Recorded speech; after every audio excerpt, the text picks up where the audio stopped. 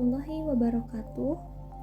Perkenalkan, nama saya Putri Rahayu dari Prodi PAI semester 3. Pada video kali ini, saya akan menjelaskan salah satu materi dari fikih muamalah, yaitu tentang ijaroh atau sewa menyewa. Ada beberapa yang akan saya jelaskan, yaitu yang pertama, definisi atau pengertian dari ijaroh. Yang kedua, dasar hukum ijaroh. Yang ketiga, rukun ijaroh. Dan yang keempat, yaitu syarat ijaroh.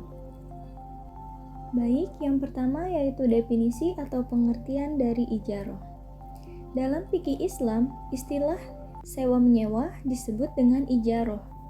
Nah, ijaroh adalah akad pemindahan hak guna suatu barang atau jasa melalui sewa menyewa, tetapi tanpa adanya pemindahan kepemilikan atas barang itu sendiri.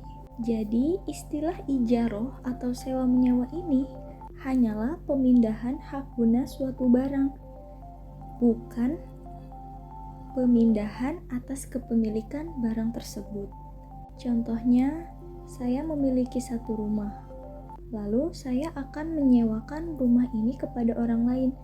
Nah, yang saya sewakan ini hanya hak guna rumahnya saja, tetapi tidak dengan kepemilikan atas rumah tersebut. Jadi, rumah tersebut hak kepemilikannya masih dimiliki oleh saya. Itu salah satu contoh dari ijaroh atau sewa menyewa. Lalu yang kedua yaitu dasar hukum ijaroh atau sewa menyewa. Di dalam Al-Quran memang tidak tertulis secara rinci atau tidak ditulis secara jelas mengenai hukum ijaroh ini, tetapi dicantumkan dalam bentuk pemaknaan yang tersirat atau tersembunyi, tidak secara langsung. Seperti dalam Quran Surah Al-Baqarah ayat 233, yang artinya, "Dan jika kamu ingin menyusukan anakmu kepada orang lain, maka tidak ada dosa bagimu memberikan pembayaran dengan cara yang patut. Bertakwalah kepada Allah dan ketahuilah bahwa Allah Maha melihat apa yang kamu kerjakan."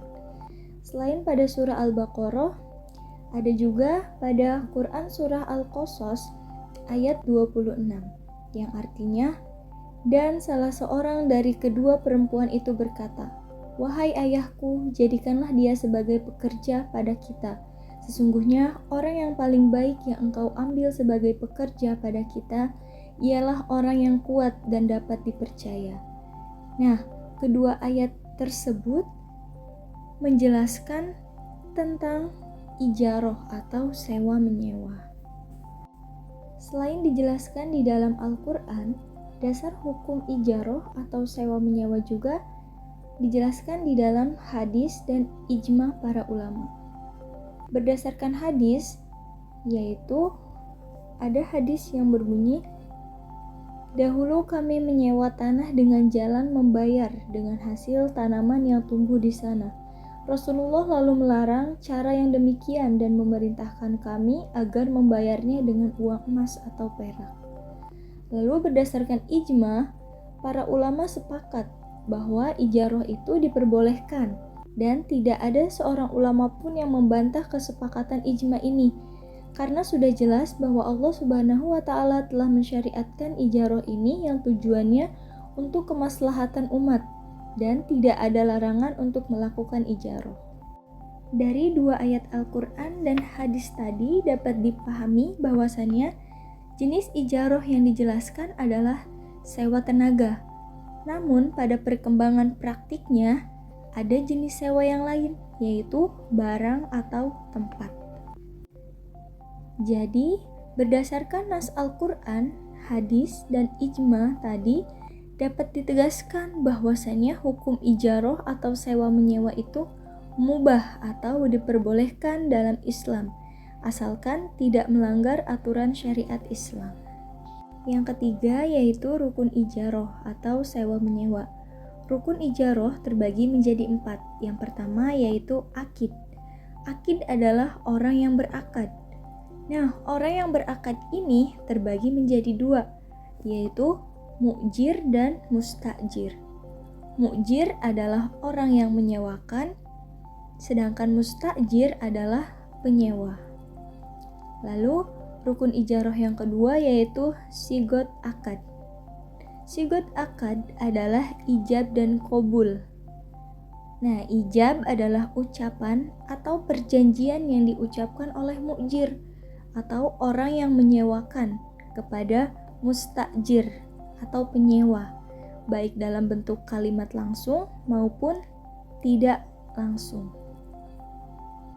Sedangkan qabul adalah ucapan yang diucapkan oleh musta'jir, yaitu penyewa yang secara jelas menunjukkan kerelaannya dalam sewa menyewa atau ijarah.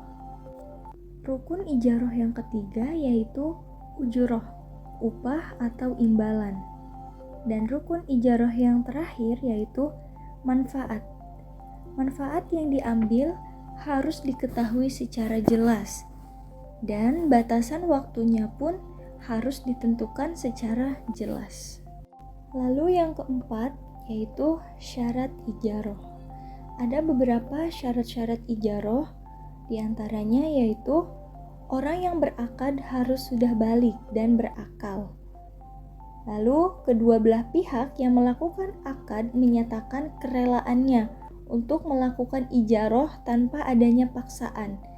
Jadi antara si mu'jir dan musta'jir itu harus sama-sama rela dalam melakukan ijarah atau sewa menyewa. Selain itu ada juga manfaat yang menjadi objek ijarah harus diketahui secara jelas agar tidak terjadi perselisihan, dan objek ijarah harus dihalalkan oleh syara atau syariat agama Islam. Itu saja yang dapat saya sampaikan pada video kali ini. Mohon maaf apabila ada kesalahan.